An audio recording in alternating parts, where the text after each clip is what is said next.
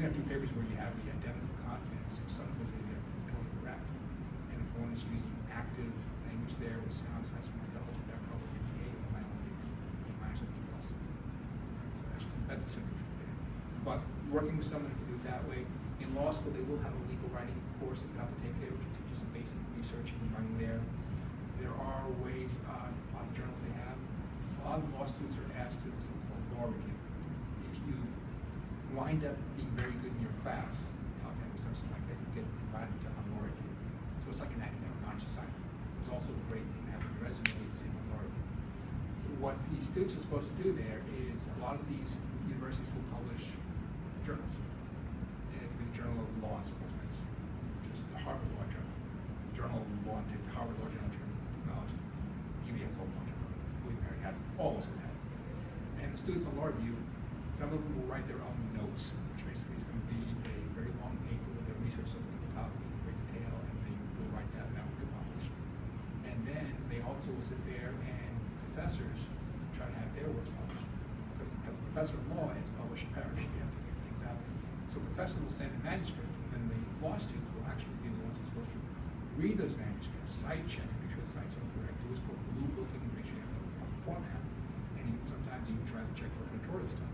So you start learning how ways of writing, editing, work, and those kind of processes.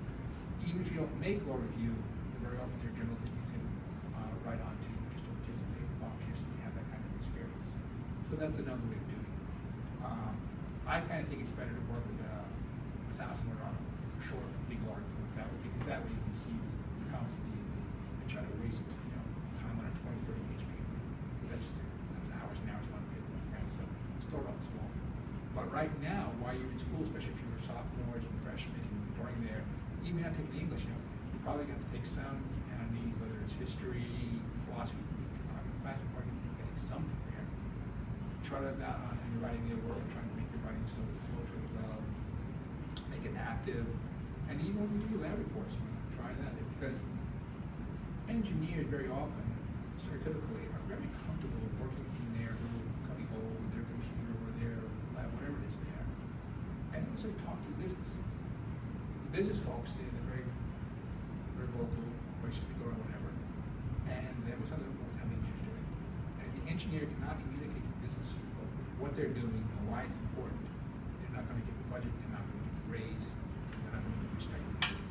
So even as an engineer, you stay in the science there, you want to be able to communicate effectively. And one way to do is to kind of be active, writing active. So that's something that will actually help your career, whatever it is. Being able to sit there and convey thoughts coherently with language that gets people to stay awake and fall asleep.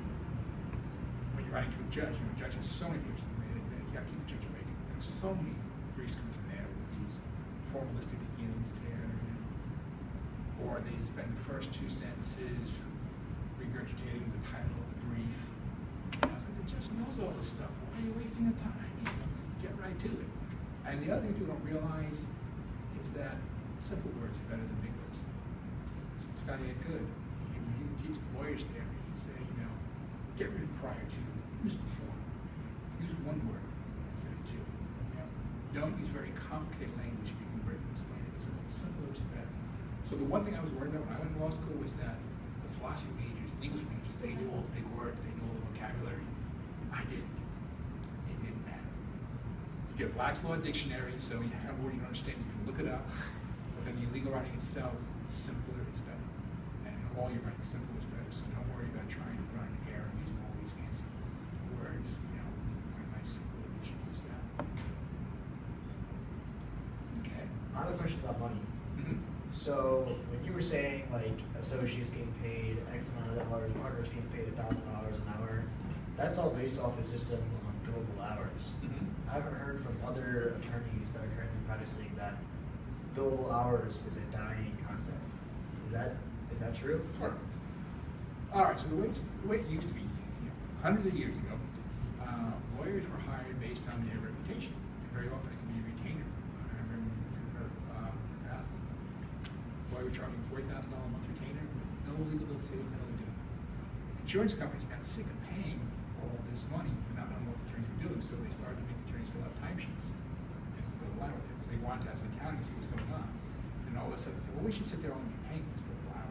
So that became the big thing. Now what's happening is the clients are balking at these billable hours because they've gotten so high. When I was at Finnegan, this was 2007 now. When I left there, I was billing out at $500 an hour.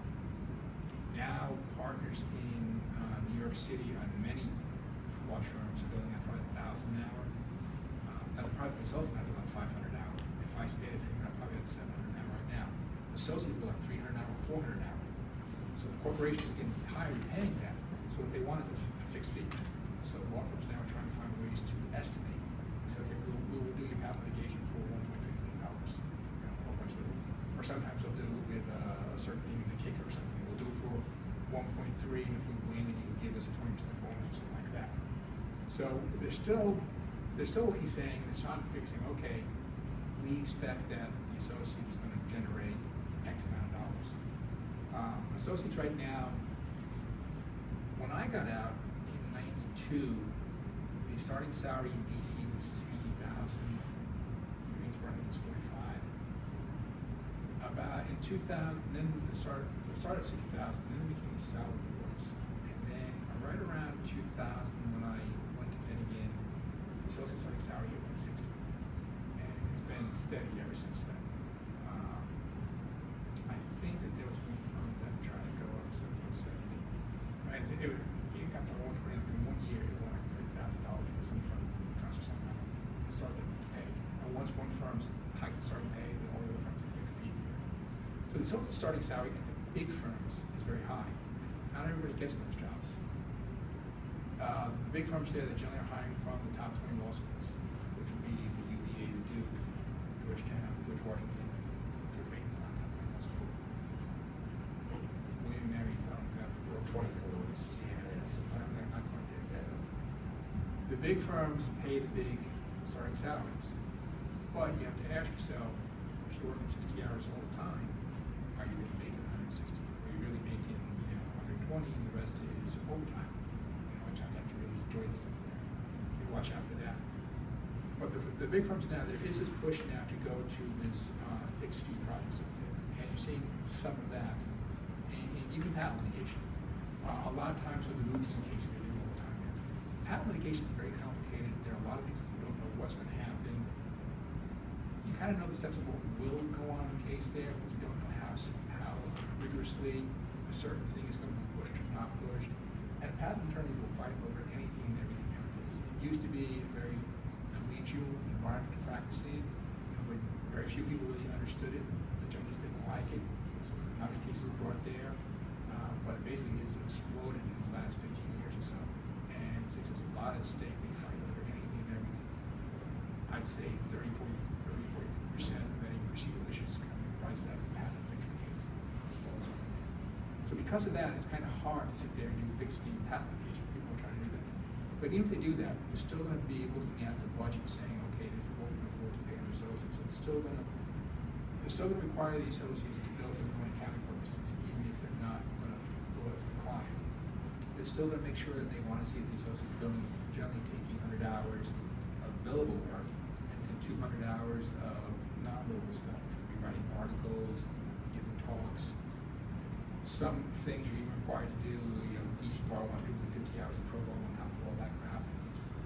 That's enough, it's the point where they got to stop. But the thing about the billable hour to watch out for is that the billable hour is what you actually can charge the client. Now, if you're working on a big litigation, and you're working on a huge project, a summary judgment, you can go in the office, turn line at 9 o'clock, leave at 9 o'clock, and bill for 12 hours. You can do a lot of research, they can do that. If you're working on patent prosecution, if you're working on 10 different files, you can't bill for 12 hours. You may spend 10 minutes working on file 1, you get to bill 10 minutes. You bill them generally 10 hours, so 6 minutes, maybe 12 minutes, 2 hours. Then you stop and you go somewhere for a quick drink or whatever, it's 0.1 hours, you can't bill. You come back over and something, that's a new phone call. You get to do another 10 hours. You add all those things up there, you hope you get your 8 hours, but maybe in an 8 hour time period, you're only getting 6 to 5 hours of total time. So even with 1,800 hours, you don't know exactly how many hours you're actually working. Corporations normally don't have little hours. So if you're working as an in-house counsel corporation, that's one person you normally don't have to deal with, which is kind of nice. That's why a lot of people like in-house counsel positions when you can say a little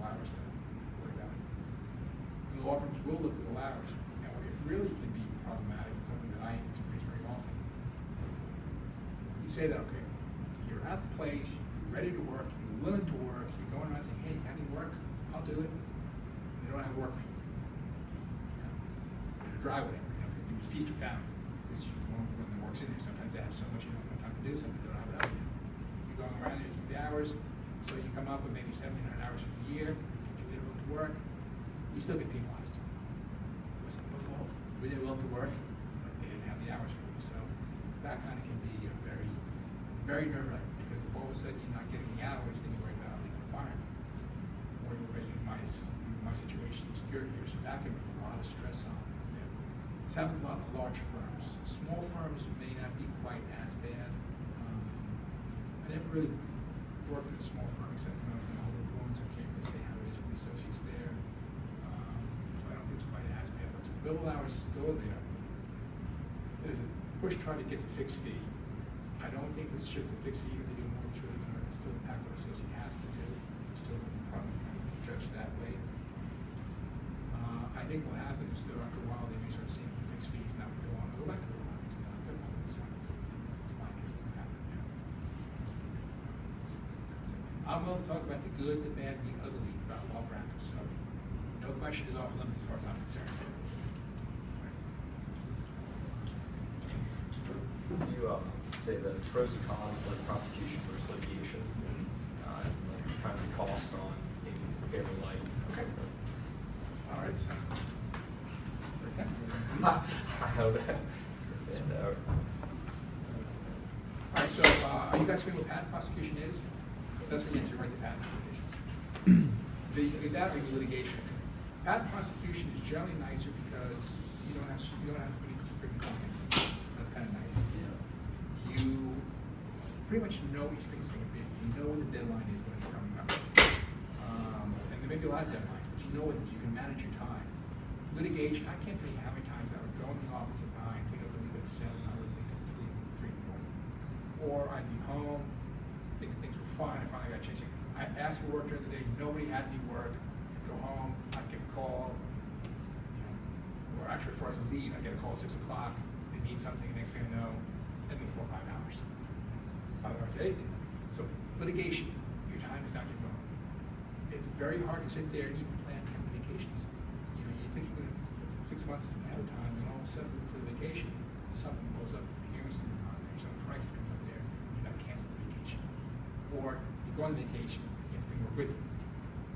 I've been at the beach, and FedEx would show up with a truck with a box of documents for me to review.